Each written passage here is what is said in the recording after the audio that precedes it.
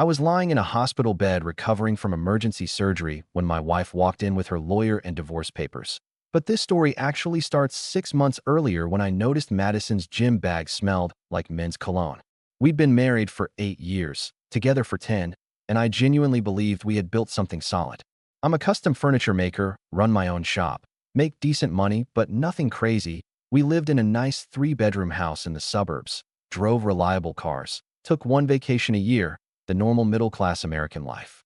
Madison worked as a marketing manager at a tech startup downtown, made good money herself. We split bills fairly, no kids yet, but we talked about it. Everything seemed fine until it wasn't. The cologne thing happened on a Tuesday.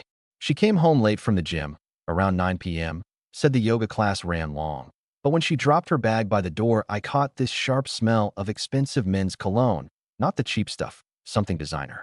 I didn't say anything that night because I thought maybe I was crazy.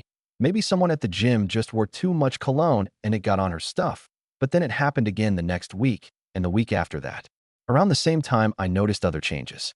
Madison started leaving for the gym at 5:30 a.m. instead of her usual 7 a.m. She said she wanted to beat the morning crowd, but our gym was never that packed.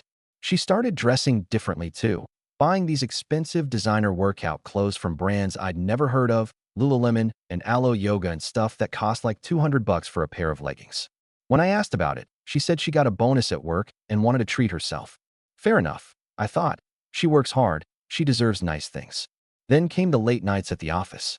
Madison's job had always been demanding, but suddenly she was staying until 8 or 9 p.m. multiple times a week, sometimes not getting home until after 10.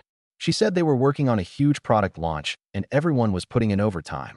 I believed her because I had no reason not to. We'd been together a decade and she'd never given me a reason to doubt her. But then I noticed her phone habits changed. She used to leave her phone on the kitchen counter when she showered or went to bed, but now she took it everywhere, even to the bathroom. She changed her passcode too. I only knew because one morning her phone was sitting on the nightstand and I went to check the weather on it like I'd done 100 times before and the code didn't work. When I asked her about it later, she said her work made everyone update their security settings because of some data breach. Again, sounded reasonable. The money thing started getting weird in February. We had a joint checking account for household expenses and separate accounts for our personal spending. I noticed our joint account was running lower than usual, even though we hadn't bought anything major. When I looked at the statements, I saw cash withdrawals, like $500 here, $800 there, sometimes $1,000 at a time. Over 2 months, Madison had pulled out almost $12,000 in cash. I asked her about it one night over dinner, tried to keep it casual, and she got defensive immediately. She said she was buying gifts for her mom's birthday and didn't want it showing up on the credit card statement where her mom might see it because they shared an Amazon account or something. It was a weird explanation, but I didn't push because I didn't want to seem like I was interrogating her. But the withdrawals kept happening.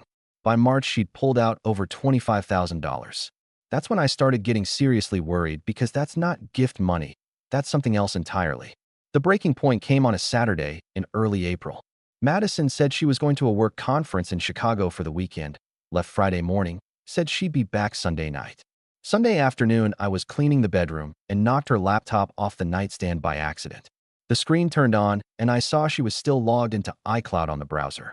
I know I shouldn't have looked, but at this point my gut was screaming that something was wrong. I opened her messages and my stomach just dropped. Hundreds of messages with someone named Blake, going back almost 7 months. The messages were explicit, talking about their future together, making plans to leave their spouses, talking about trips they'd taken, hotels they'd stayed at. And there were photos, lots of photos I'm not going to describe, but you can imagine. I sat there on the bedroom floor reading through months of lies, and I felt like I was going to throw up.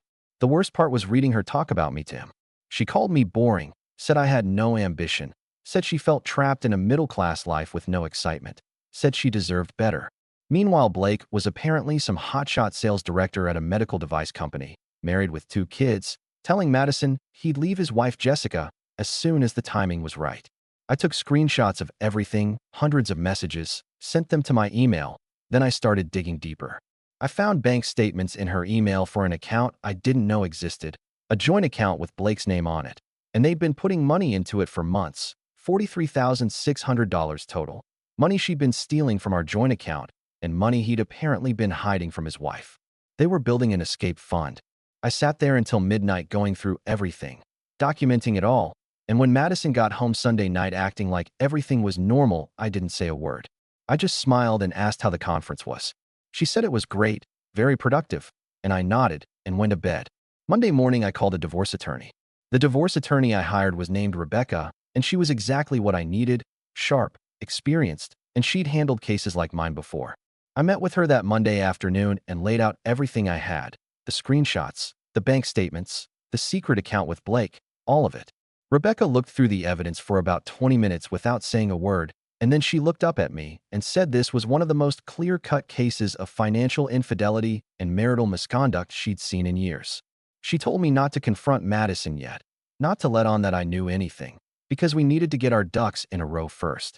She filed for a temporary restraining order on the joint account so Madison couldn't drain it, started preparing divorce papers, and told me to keep living like normal for another few weeks while we built the case. Those weeks were the hardest of my life because I had to go home every night and pretend everything was fine while my wife kissed me goodbye in the morning and went to meet her boyfriend. Then in late April, something unexpected happened that changed everything. My Uncle Richard died. I hadn't seen Uncle Richard in probably 5 years because he lived in Montana and we weren't particularly close, but he was my dad's older brother and he'd never married or had kids. I flew out to Montana for the funeral, told Madison I'd be gone for 3 days, and honestly I was glad for the break from pretending. The funeral was small, maybe 20 people, mostly distant relatives and some of his friends from the ranch he owned. After the service, his lawyer asked me to stay behind because Uncle Richard had left me something in his will. I figured maybe it was his truck or some tools or something sentimental. The lawyer took me to his office the next day and told me that Uncle Richard had been an extremely successful commodities trader before he retired to Montana, that he'd invested very wisely over 40 years, and that he'd left his entire estate to me because I was his only nephew, and he'd always liked that I worked with my hands and built things. The estate was worth $47 million. I literally thought the lawyer was joking at first. I asked him to repeat the number, and he said it again: $47 million in stocks, bonds, real estate, and cash. He handed me a stack of documents and explained that it would take a few months to fully process the estate through probate, but the will was ironclad, and I was the sole beneficiary. I sat in that office for probably an hour just trying to process what had happened. I'd gone from thinking I was getting a pickup truck to finding out I was worth more money than I could spend in 5 lifetimes. I flew back home in a daze and didn't tell Madison anything because by this point I knew we were getting divorced, and Rebecca had already told me that anything I inherited would likely be considered separate property as long as Madison didn't know about it before the divorce was filed. So I kept my mouth shut. But here's where Madison made her first major mistake.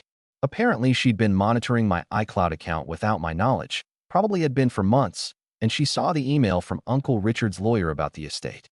She saw the number, $47 million, and suddenly her whole plan changed. Up until this point, she'd been playing the long game with Blake, slowly building their escape fund, waiting for the right moment to leave. But now she saw an opportunity to take half of a massive fortune, and she moved fast. The problem was she moved too fast and too obviously, and it destroyed her entire strategy. 2 weeks after I got back from Montana, I had to have emergency gallbladder surgery. I'd been having pain for a few days, and one night it got so bad Madison drove me to the ER, and they said my gallbladder was infected and needed to come out immediately. They did the surgery that night, and I woke up the next morning in a hospital room feeling like I'd been hit by a truck. Madison had gone home to get some sleep and said she'd be back in the morning. She showed up around 10 a.m., but she wasn't alone. She walked in with a man in a suit who introduced himself as her attorney, and she was carrying a folder. She didn't ask how I was feeling, didn't ask if I needed anything. She just pulled up a chair next to my hospital bed and opened the folder. Inside were divorce papers. She told me she wanted a divorce, that she'd been unhappy for years, that we'd grown apart, and that she thought it would be best if we ended things amicably. Then she slid the papers across the bedside table and told me to sign them. I was still groggy from the anesthesia and the painkillers, and I couldn't believe what was happening. I asked her why she was doing this now, why she couldn't wait until I was out of the hospital, and she said she wanted to get the process started as soon as possible so we could both move on with our lives. I looked at the papers and immediately saw what she was trying to do. She was asking for 50% of all marital assets, including any inheritances received during the marriage. She knew about Uncle Richard's $47 million, and she was trying to claim half of it. Her attorney stood there with his arms crossed, looking very pleased with himself, and Madison had this expression on her face like she'd already won. I was lying there in a hospital bed 12 hours after surgery, and my wife was trying to strong-arm me into signing away $23 million. I told her I needed to read through the papers more carefully, and she got annoyed. She said there was nothing to read. Everything was straightforward, and the sooner I signed, the sooner we could both move forward. I told her I wasn't signing anything without talking to my own attorney first, and she got visibly angry. She said I was being difficult and that she was trying to make this easy for both of us. Her attorney finally stepped in and said they'd give me 24 hours to review the documents, and they'd be back tomorrow for my signature. Then they left. They literally just walked out of my hospital room and left me there. I waited until they were gone, and then I called Rebecca. She was at the hospital within an hour, and when I showed her the papers, she actually smiled. She said Madison had just made the biggest mistake of her life because serving someone divorce papers while they're recovering from surgery in a hospital bed showed such obvious opportunism and bad faith that any judge would see right through it. Rebecca filed our counterpetition the next day, and we went to war. Madison had assumed she was playing chess while I was playing checkers, but she had no idea what was coming. The discovery phase was brutal for her because we had everything documented. Every text message with Blake, every dollar she'd stolen, every lie she'd told, and her attorney clearly hadn't done his homework because he seemed shocked when we submitted our evidence. We had bank statements showing the secret account with $43,600. We had messages where she and Blake explicitly discussed hiding money from their spouses. We had her own words calling me boring and saying she deserved my money, and we had proof that she'd been accessing my private accounts without permission. Rebecca also subpoenaed Blake's wife, Jessica, who turned out to be more than happy to cooperate because she discovered the affair around the same time I did and was filing for divorce too. The court hearing was scheduled for late September, almost 6 months after I'd first discovered the affair. Madison showed up looking like she was ready for a business meeting, professional suit, hair done, acting confident like she still thought she had a chance. Her attorney tried to paint her as a woman who'd been unhappily married for years and was simply trying to get her fair share after sacrificing her career to support her husband's business. It was complete fiction because Madison had never sacrificed anything for my furniture business and had actually mocked it multiple times in her messages to Blake. When it was our turn, Rebecca systematically destroyed every argument Madison's attorney made. She presented the text messages on a screen in the courtroom, and you could literally watch Madison's face go pale as her own words were read out loud. Rebecca showed the judge the secret bank account, showed the cash withdrawals from our joint account totaling over $30,000, showed messages where Madison told Blake she was going to take me for everything I had once she found out about the inheritance. Then Rebecca dropped the big one. She presented evidence that Madison had illegally accessed my iCloud account to monitor my private communications and financial information, which is a federal crime under the Computer Fraud and Abuse Act. She also presented testimony from Uncle Richard's lawyer confirming that the inheritance was left solely to me and that Madison had no legal claim to it whatsoever because it was received after I'd already filed for divorce and was clearly separate property. The judge took about 15 minutes to review everything, and then he made his ruling. Madison got absolutely nothing. 0% of the inheritance. She was ordered to return the $43,600 she'd stolen. She was ordered to pay my legal fees, which were substantial, and the judge referred the case to the district attorney's office for possible criminal charges related to the identity theft and unauthorized computer access. Madison burst into tears right there in the courtroom, and her attorney looked like he wanted to disappear. Blake was sitting in the back of the courtroom because he'd been subpoenaed to testify if needed, and I watched him put his head in his hands when the judge read the decision. The aftermath was even more satisfying than the court victory. Madison lost her job 2 weeks after the hearing because word got around her office about what happened, and the company decided someone with that kind of judgment problem wasn't fit for a leadership role. Blake lost his job too because his company had a strict ethics policy, and carrying on an affair with someone while helping them hide marital assets didn't look good for a sales director. Jessica took their house in her divorce and got primary custody of their 2 kids, and Blake ended up moving into a small apartment across town paying massive child support. Madison had to move back in with her parents because she couldn't afford rent after returning the stolen money and paying my legal fees. Her friends stopped talking to her once they found out what she'd done, and her family was humiliated by the whole situation. She tried to reach out to me a few times after everything was final, sent emails apologizing and saying she'd made terrible mistakes and asking if we could talk. I blocked her on everything and never responded. Blake sent me a message on LinkedIn of all places saying I'd ruined 2 lives and that I should be ashamed of myself.